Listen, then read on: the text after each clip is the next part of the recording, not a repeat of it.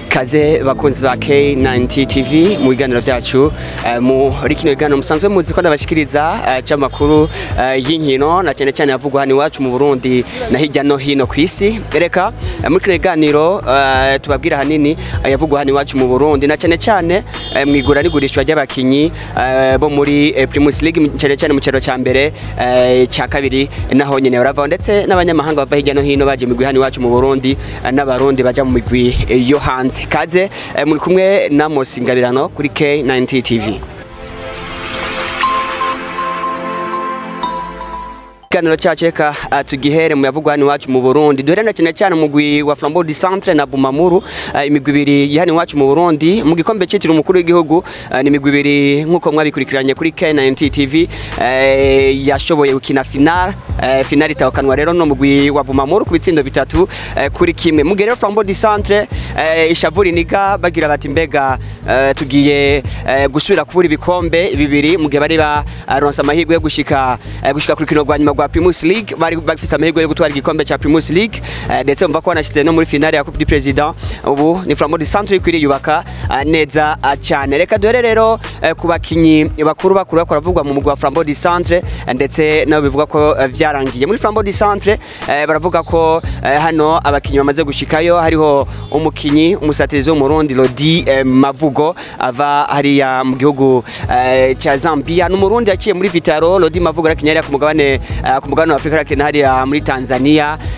Lodi Mavugo ndetse yakinye no mu gihugu cy'u Rwanda. Ubu ni Mavugo Lodi ariko aragurwa mu mugwi wa Flambeau du Centre. Ariko kandi hari umunyezamu Ntibahezwa Dieudonné yakiniye umugwi wa Recroco hariya mu Rumonge, mugwi wa Messager Ngozi hano iwacu mu Burundi n'umugwi wa Zesco United hariya muri Zambia. Ubu n'umukinyi ariko aravugwa mu mugwi wa Flambeau du Centre. Ni Flambeau du Centre rero umukinyi hano Jean Pastor, umukinyi Jean Pastor rero yamaze kugurwa muri Flambeau du Centre. Uno ni umukinyi Pastor yahora mu mugwi wa Rukinzo, ubu Flambeau du Centre yamaze kumusinyisha. Ariko kandi ni Flambeau du Centre ariko arondera ntwari Edi Patrick wa mukinyi yaciye muri Musongati, ubu akina muri Rukinzo. Flambeau du Centre yubaka neza cyane, ngira ngo ikiragira ati rero twatakarije igikombe cyo mu mwaka uheze ntidusubire kugitakaza ndetse dutwara ibikombe byose bya hano iwacu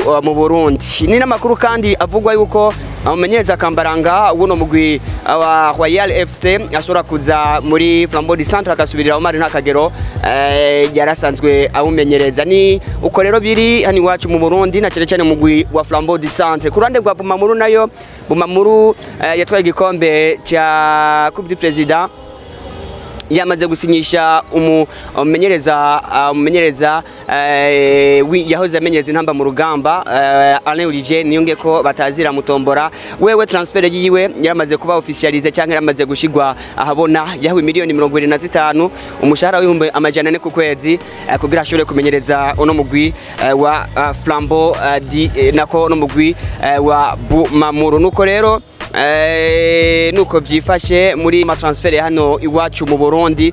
Mugerero ku ruhande rwa Bumamuru kandi Shasiri Nahimana nawe yamaze gusinyira uwo mugwi.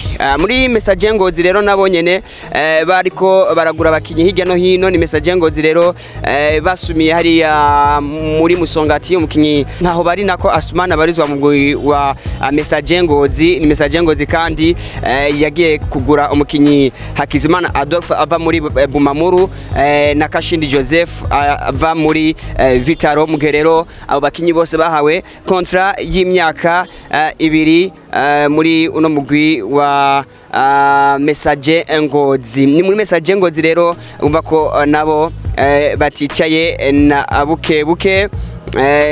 Mugerero kandi myandi makuru avugwa muri Kayanza United naho bariko baragura abakinyi.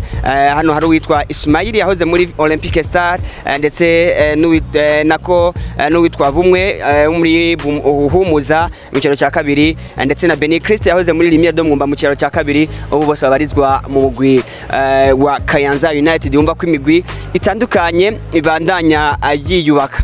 Nuko rero reka ntitwovuga ivyo gusa, reka tubamenyeshe n'andi makuru avugwa nko mu mugwi wa New Oil naho nyene wumva ko ibintu bitoroshe. Ni New Oil ubona ko mu nkino z'amajonjora y'ikicaro cya kabiri wageze muri barrage kugira ngo ushobore kujya mu kicaro cya mbere, ariko ubu New Oil yacifasha ifata ingingo yo kugura ikibanza cy'umugwi wa Atletico Academy mu mwaka uza, ikazoca yitwa Atletico New Oil, umugwi uzokwakirira hariya mu gisagara cya Muyinga, umugwi uzobakina ikicaro cya mbere.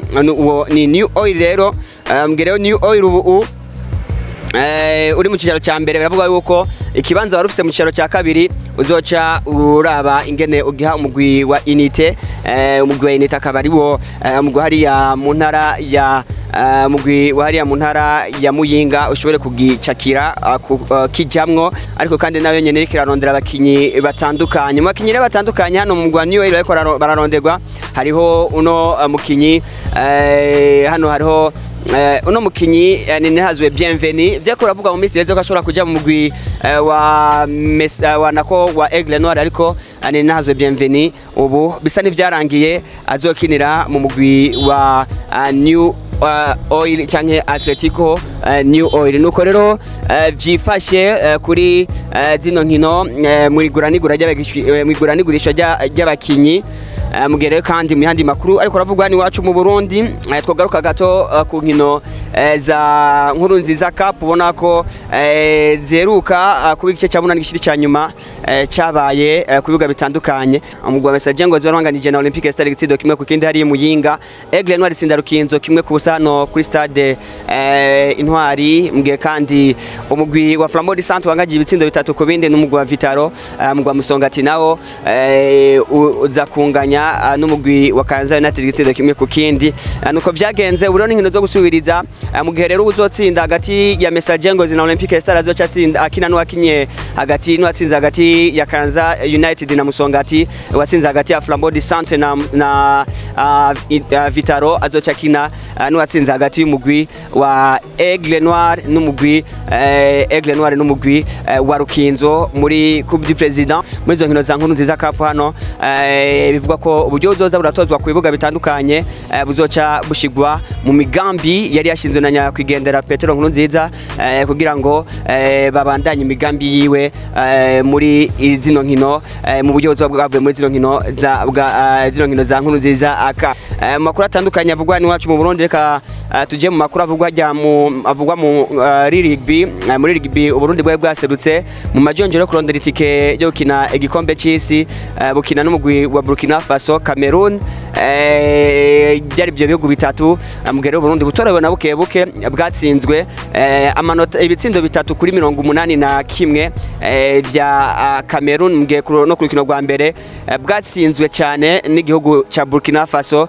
Mwumva ko muri rugby hakiri byinshi byo gukora, naho rero abarongo mu gwa rugby bo ishamo ry'umupira wa rugby hani wacu mu Burundi bavuga ati Covid yatumye abakinyi bashika kuri 5 bakina hanze y'igihugu muri rugby batashobora kwitabira no mahiganwa, ndetse n'abandi bakinyi bashika kuri 5 nyene bahani wacu mu Burundi bavuga ko bakomakomeye batashoboye kwitabira ayo mahiganwa kuko basanzwe bagwaye Covid. Nuko si ivyo gusa rero bavuga, ariko kandi uravuga ko n'inkino bakina ari inkino zo kwimenyereza ari nke cyane.